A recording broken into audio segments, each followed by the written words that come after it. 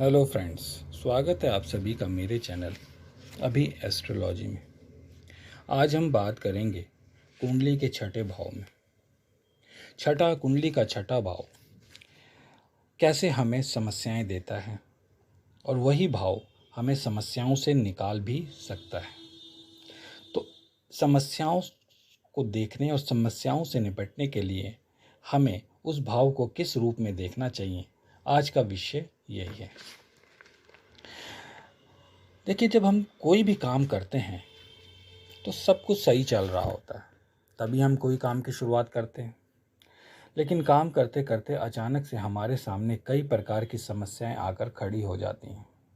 हमारे काम में व्यवधान उत्पन्न होता है, हमारा बना बनाया काम बिगड़ने लगता है। अब ये समस्या क्यों आई, इसको जानने के लिए हम कुंडली का छठा भाव देखते हैं। क्योंकि समस्याएं तो आ गई, अब समस्याएं क्यों आई उसको लिए हम कुंडली के छठे भाव को देखते हैं। कुंडली में छठा भाव रोग, ऋण और शत्रु का माना जाता है। छठा भाव यदि कमजोर हो, कमजोर कैसे होगा? जब छठे भाव का स्वामी कमजोर हो, छठे भाव में पाप ग्रह बैठ जाए, छठे भाव पर अशुभ ग्रहों की दृष्टि हो, तो छठा भाव जब पीड़ित हो जाएगा, कमजोर हो जाएगा, तो आपको बीमारी, ऋण और शत्रुओं से परेशानी आ सकती है। अचानक चोट लग सकती है। मामा और मौसी के लिए भी यह भाव अच्छा नहीं होता। जब आपका ये भाव एक्टिव होगा और वो खराब अवस्था में है, तो आपके मामा और मौसी की लाइफ में भी हलचल होगी। उनको भी बुरे परिणाम देखने पड़ सकते हैं, जो किसी भी रूप में हो सकते हैं। आप यात्राएं करते हैं तो यात्राएं भी सफल नहीं होती। यात्राओं से आपको हानि के योग छठे भाव के खराब होने से मिलते हैं। छठे भाव से हम नौकरी का भी विचार करते हैं, तो यदि छठा भाव आपका कमजोर है तो नौकरी लगने में परेशानी होती है, या कभी कभी लगी लगाई नौकरी भी छूट जाती है।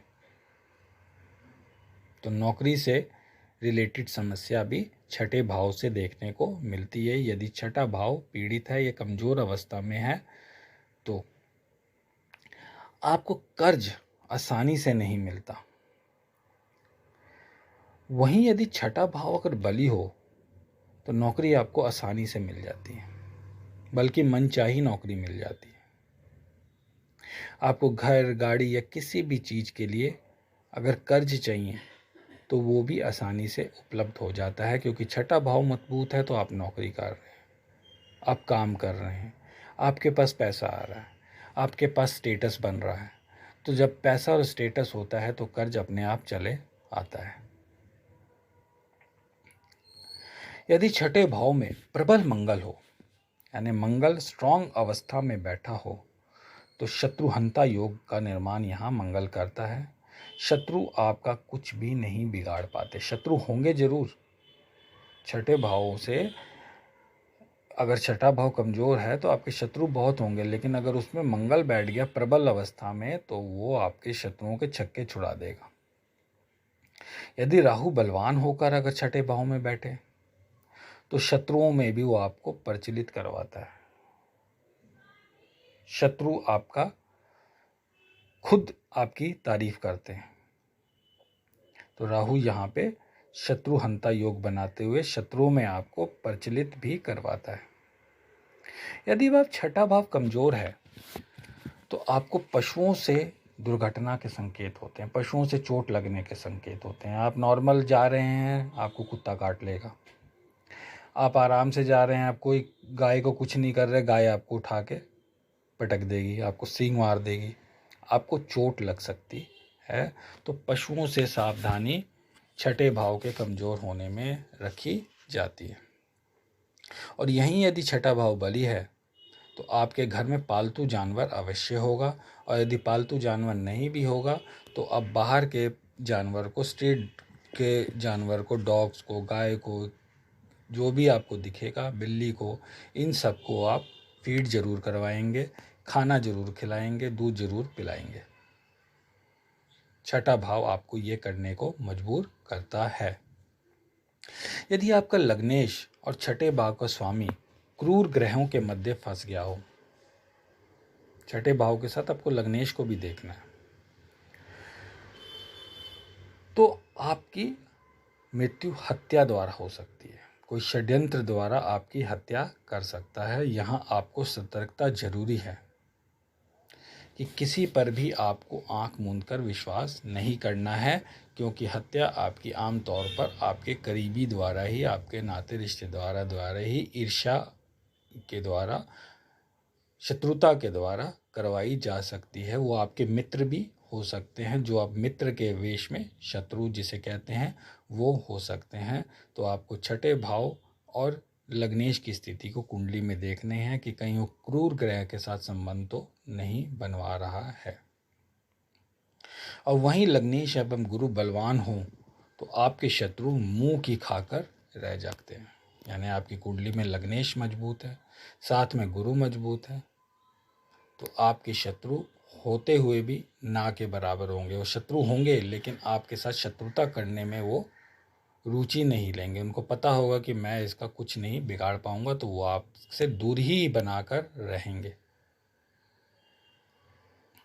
यदि किसी की कुंडली में छठे या आठवें भाव में चंद्रमा बुध की युति हो, छठे भाव साथ में आठवां भाव भी मैंने जोड़ दिया है कि छठे और आठवें भाव में चंद्रमा और बुध की युति हो तो आपकी मृत्यु जहर से हो सकती है।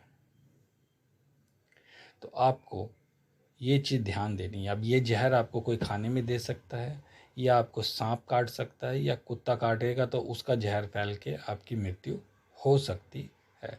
तो आपको यहाँ पे ध्यान देना है कि इन सब चीज़ों से बचकर रहना है।